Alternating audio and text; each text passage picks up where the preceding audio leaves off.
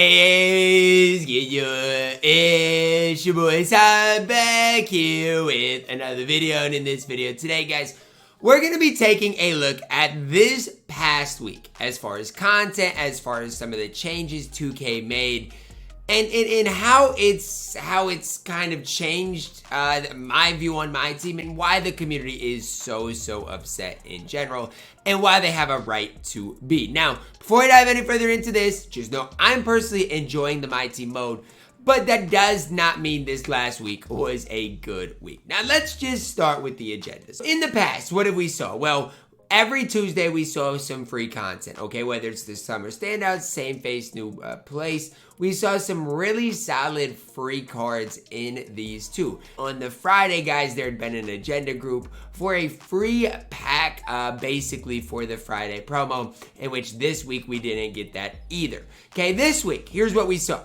We saw 11 fast break challenges. None of these got you a free Friday promo pack. They got you some trash packs all the way through, and these players along the way were absolutely horrible. Combine all of that with it's limited, okay? So if you want Draymond Green, you have to be able to have him within the next 2 days.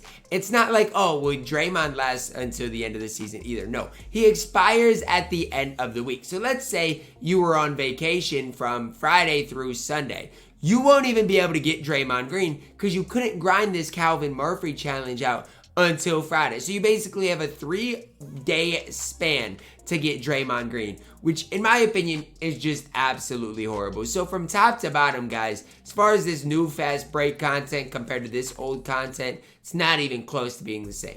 Now let's talk about the pack market, or the cookin set, okay? Now, how they did this is basically they dropped 3 players a day in which you could rip packs for. Now, yesterday or on Thursday, I should say, these packs right here were 4,000 MT, and they boom went up to 21,000 MT. Now I know they put amethyst in here, but the fact that they went from 4,000 MT to 21,000 MT is a little ridiculous in my opinion, especially because if you pull a duplicate, the quick sell value is absolutely horrible. Again, you guys might be like, oh, Ty, don't quick sell it, add it to the exchange. Well, guess what 2K did? They nerfed the exchanges as well. So, I mean, it's not like you can do much with it. I mean, you gotta have a Ruby player to get one. Or if you want just a cookin pack, not a cookin deluxe pack, you have to have 3 Sapphire players. And so none of those are really worth it either. Like, I'd rather quick sell my Ruby for whatever he goes for than lock him in there too. So the whole thing is, like, in the past week, they've just kind of tweaked stuff to make the game, I don't know, less rewarding without necessarily just buying Steph. And to make matters worse, this whole content, none of these cards without Steph, like, none of these cards play. I mean, I have the best squad in the game, basically, and none of these cards outside of Steph Curry plays for me. So that's kind of a big negative as well. Another big problem I had, guys, is because of every Tuesday, I was really excited to get these new cards, new content. And even if we go to the season 1, right? We've seen a lot of content throughout the first couple of weeks, right? We had the Shaq set, we had the Tuesday free cards. This past week, we had no content that I was excited about at all. Not one. Like, we didn't even get like a Sean Kemp. There was Monday through Thursday, 0 days of excitement. Not one. Because the free cards were trash. The cards in the Steph promo were trash. And so there was never just one day in which I was like, wow, this is a really exciting day. Outside of like Friday, obviously, which always is. And that has to change. There has to be some sort of free content, some sort of excitement throughout the week. Otherwise, I mean, if there's no pack drops from Monday through Thursday, the week is so boring. And 2K has been saying, well, we're going to drop prices over time. Okay, 2K's been saying that for quite some time. Now, I want you guys to realize Al Horford dropped from 144,000 MT to 133,000 MT. That is a 5% price drop. A 5% price drop on cards that were released nearly a month ago. That's crazy considering we pay a 60% tax. That's absolutely wild.